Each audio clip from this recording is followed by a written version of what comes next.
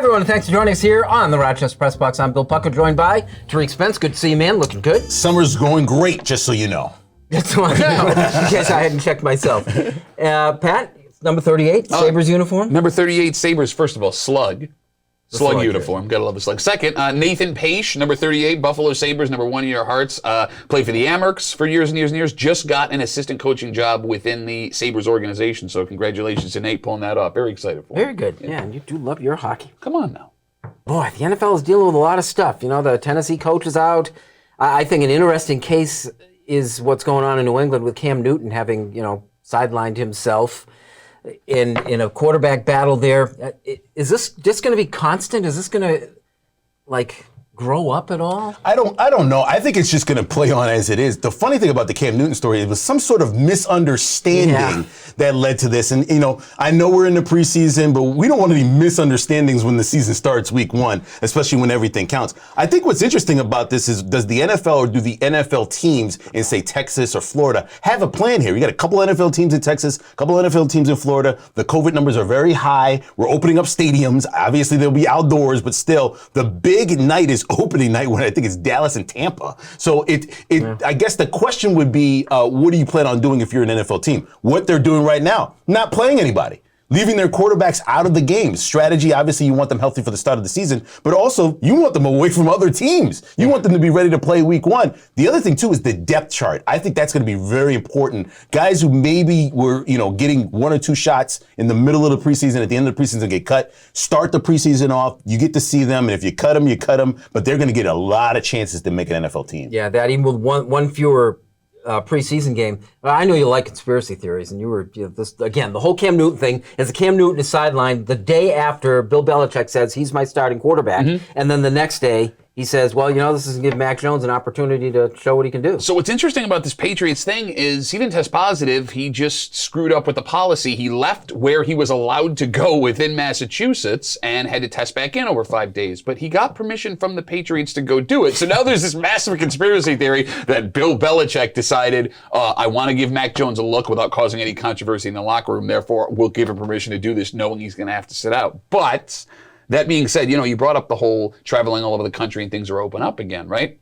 The NFL has experience dealing with COVID, but they don't have experience dealing with COVID when everything is wide open, stadiums, things like that. Look, you're looking at they don't control it like they did. Yeah, you're looking at the possibility that things are worse this year for players missing games than they were last year, because heck, even the players, there weren't places to go. Teams were watching over them like hawks, and you didn't have fans and players. Think about the game day staff that's going to be in and out of those stadiums that weren't there last year. I think why the NFL isn't testing everybody, vaccinated, unvaccinated, every day is beyond me. Because you can make the argument that if that had happened in Buffalo this week, that you would have 4 Bills players that are unvaccinated that were close contact that are still with the team over the 5 days that they should have been there the entire time. Like, your $1 billion industry, you can't afford a test every day for folks that are on the roster to make sure things run the right way? Well, look at the Cole Beasley situation where it wasn't even so much him. He was in contact with somebody on the staff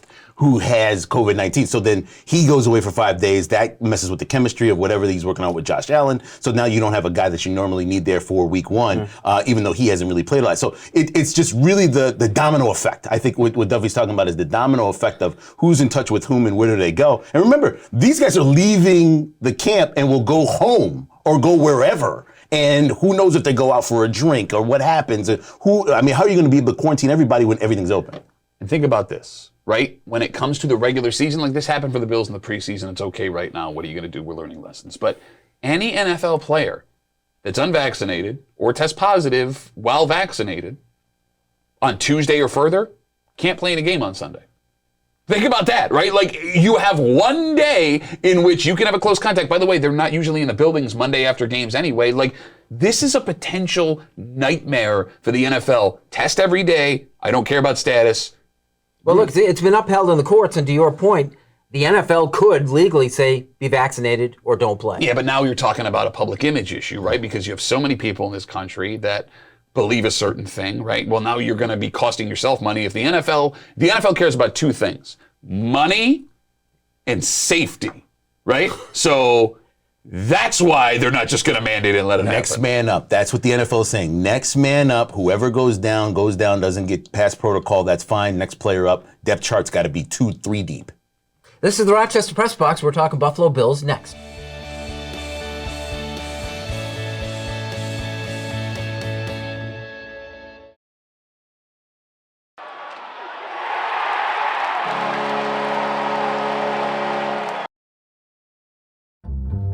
Original Bay Goodman Pizza, located on the corner of North Winton at Browncroft. There are 3 ways to get the original Bay and Goodman delivery. Go to baygoodman.com.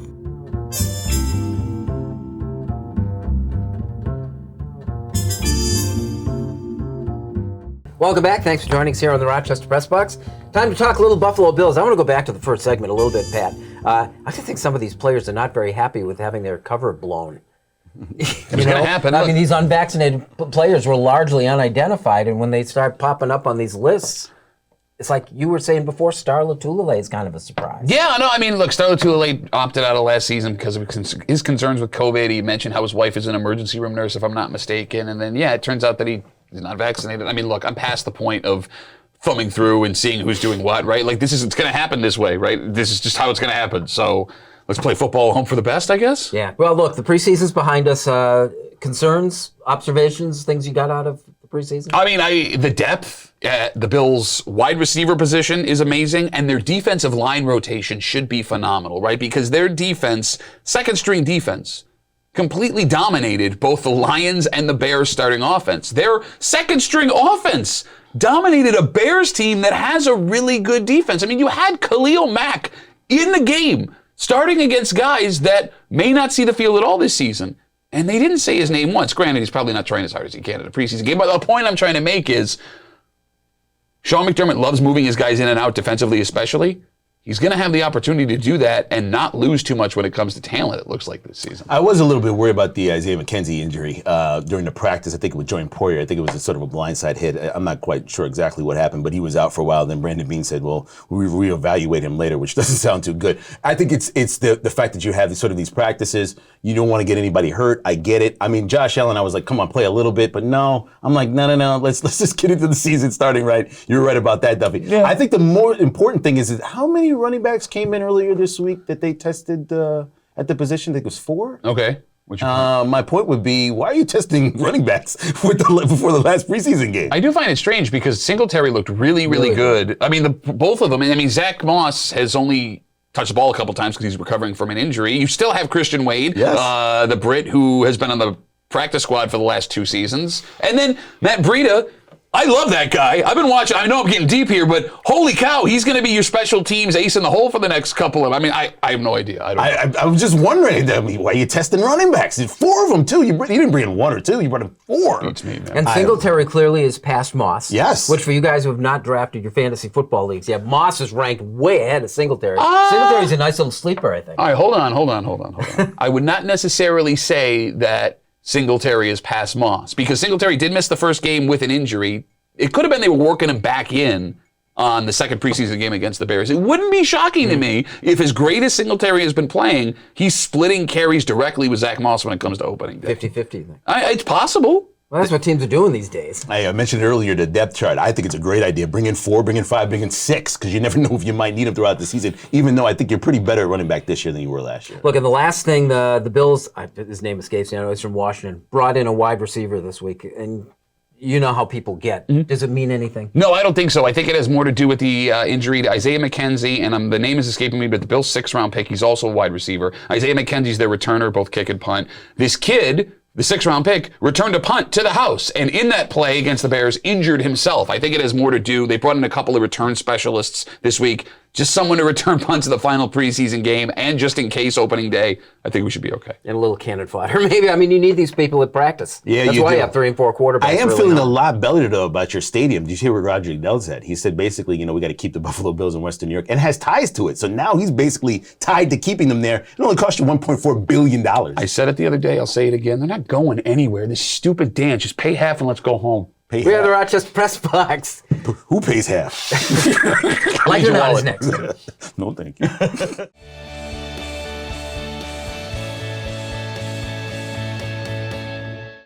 Here's the Press Box Trivia question, brought to you by Market View Liquor, where exceptional customer service meets an extensive selection. Jefferson Road at 390.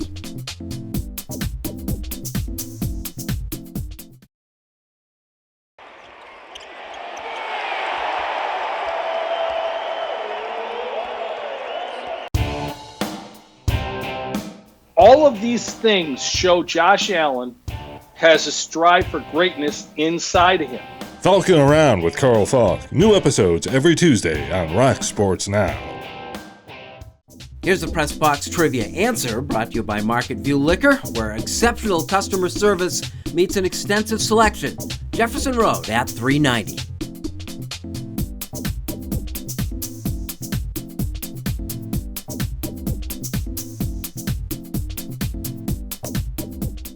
Are you facing criminal charges from a DWI and feel that you never imagined it could happen to you? Contact attorneys with years of experience as prosecutors and defenders. Contact Ganguly Brothers Law today for a free consultation. You can put your trust in us.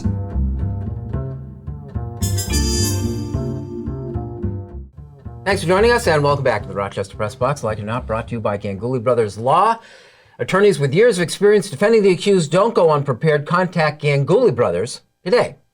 Like it or not, I love when you do this. The job Aaron Boone is doing with the New York Yankees. Oh, you mean the guy who has a manager job who isn't actually a Major League Baseball manager? Look, man. Did that go without a... I was going to get to it. I mean, come on, it's all about timing when you do comedy. No, the Yankees are 19-4 as we tape this, right, in the month of August. And they've won, 11 straight games right now? It's unsustainable. I understand, right now, Yankees fans are on a high. Were you not watching the season up until this point? And let me ask you a question. If you're a Yankees fan, a baseball fan, what has Aaron Boone done differently strategically than he's done all rest of the season? Nothing. You know why? Because when Aaron Boone watches baseball games, you guys see what's happening here? Check it out. I'm going to just watch it. He's watching it like the rest of us are. This is unsustainable. And as exciting as it is, Yankees fans, that you're right back in the race and everything's great. It ain't going to happen. They're not winning the division. Mark my words right now. I'm saying it here. They do not win the AL East with the Rays the way that the Rays and the Red Sox can actually play legitimate, sustained baseball. There is a lot of games left, so let me just put that out there first. But the momentum, Bill, is one of the things that carries you into the playoffs. If you can sustain some sort of a 500 record or slightly better than 500 record, still going in with that momentum. The trades that Brian Cashman did were amazing. It reinvigorated that team, but I agree, Boone didn't change anything, just the chemistry of the team did. Look, I mean, you have the Rays and the Red Sox that have caught a little bit of a snag here. Keep in mind, both of those teams were playing fantastic baseball all season long. At one point, the Rays had the best record in baseball, right? For a pretty significant... Still in the American League. Okay, so there you go, right? No. That team will rebound. The Yankees cannot play this way, especially when the guy behind all of it did nothing to change it. I threatened to give him the entire segment because I really like what he said. But we'll move on. Like it or not, combining Stephen A. Smith with Michael Irvin, perhaps on that ESPN TV show. Listen, I like Michael Irvin. I think it would be interesting, but I think it'll be quick and over with. I think it'll grow old. I think they might want to do a better job than what Jeopardy did, trying to find a host for Jeopardy. Just bring in a number of different people. I'm going to throw a couple of names out here. One, Joy Taylor from Fox. I don't know if you can get her out of there and swing her over to ESPN. I would have kept Maria Taylor, but that, it is what it is. The other person I think you would bring in, I know you, Duffy, get ready. Tim Tebow. Oh, God. Tim Tebow on maybe a Thursday or a Friday calling, sort of college football games, getting his thoughts and opinions out there. He brings a lot of different views. You need somebody like a Skip Bayless. Skip Bayless left and really walked out of the room with all of the different things that different audiences like to hear when it comes to ESPN. He was the guy that kind of said things that you disagreed with but wasn't disrespectful. And I think that's the key here. That's what Max Kellerman missed off. Now, I feel like Tim Tebow's the kind of guy who'd be like, I feel this way. And Stephen A. would be like, what? He'd be like, you're right, I'm sorry. You know what I mean? No, I like the idea of Michael Irvin and Stephen A. Smith together. Look, man, it doesn't always have to be brilliant sports commentary. Take it from me, right? Sometimes it just has to be entertaining. And I think when you get those two guys together, it's going to be over the top and entertaining and fun. Let it happen. Don't kill my dream, man. Just let it happen. Just for a little bit. I just want to move on because I know I'll get tired of it quick. As you make the Jeopardy comparison, hopefully that if they would do something like that, they would do a better job of it. Background checks work. Yeah. Like it or not, brought to you by Ganguly Brothers Law Firm. Unfinished Business is next.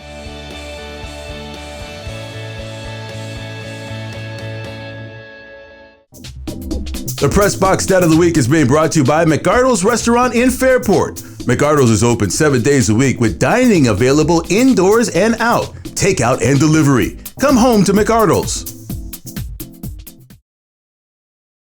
And now to Eichel. He floated one.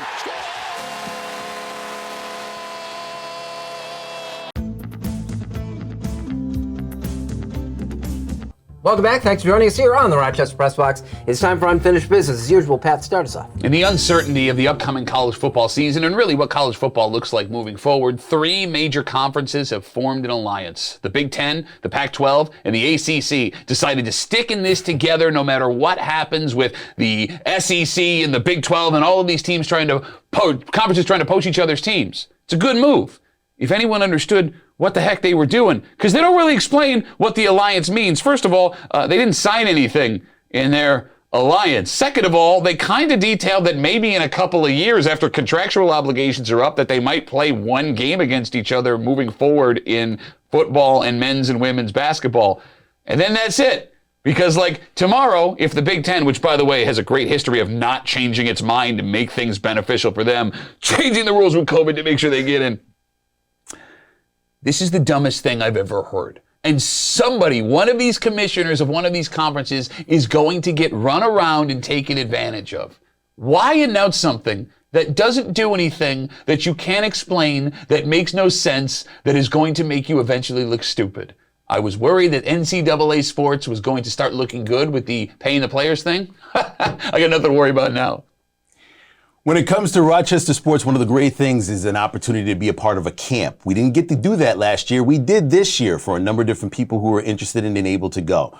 One of the great things about one of the camps I used to be a part of and go see all the time was the Roland Williams Free Football Camp that was held at East High School years ago. That tradition continues now with a number of different, not only NFL players, but NBA players that have done that and serving their community in a year in which a lot of people are still uncertain about COVID-19. I have to shout out a number of different players that were able to do that, including Isaiah Stewart, as well as Quentin Rose and Nas Carter. I'm sorry if I'm leaving somebody else, Anthony Lamb. But they were able to go and be a part of an event going on at a rec center in Rochester, shot for shot, trying to get kids vaccinated who wanted to be vaccinated and get to meet NBA players. Also, Stewart doing a camp this past week as well. This is all about serving the community. In a time where everybody's a little bit hesitant to be around one another, they still came back and gave back to their community. Many people have done it before. They're doing it now. Let's just remember to do it in the future. Hey, as the Baltimore Orioles zero in on an all-time record for baseball futility, having lost 19 games in a row as of Tuesday, this becomes a good time to take a look at the teams that they are chasing. In 1960, Philadelphia Phillies manager Eddie Sawyer quit 1 game into the season. He was 49 years old and claimed that he wanted to live to see 50. His premonition about the Phils was justified when in 1961, they set the modern-day record for consecutive losses with 23. Manager Gene Mauch tried everything, including imposing a curfew. He fined any player that was actually in their room at 2 a.m. When the streak finally ended, the team flew back to Philadelphia and was greeted by a crowd of 2,000 at the airport. Word was that rocks were being sold for $1.50 in the parking lot to throw at the team. In fairness to Philadelphia, that part of the story is not true. I was just a child when in 1899, the Cleveland Spiders lost 24 straight. Ownership of that team also ran the St. Louis Superbas and felt that one good team was better than 2 not so good, and thus, just 17 days before the season began, transferred all of Cleveland's better players and its manager to St. Louis.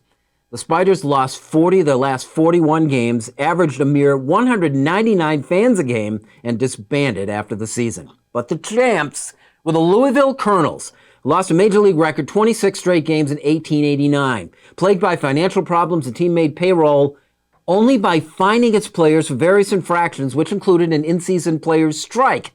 As a result, some guys actually played for less than nothing. Their second-best pitcher lost 30 games. The manager was fired 10 games into the season. He was replaced by a local bouncer to keep an eye on things, while the team essentially ran itself. To appreciate where we are, we have to know where we've been. That's what the 2021 Baltimore Orioles have to live down to. That is Unfinished Business, and that is our show. Duffy, I love your alliance piece. It reminds me of the alliances they had in the TV show The Office. Yeah. And how quickly and how much they accomplished. Yeah, absolutely. Okay, whatever. Very nice. Thanks, Pat. I got a question. How much do you pay if you pay less than nothing? Like they're getting paid less than nothing. They got fined more than they earned. Oh, that's And that's how they made payroll. Great story. Somehow I can see that happening again. Thank you for watching. We'll see you next week with the Rochester Press Box.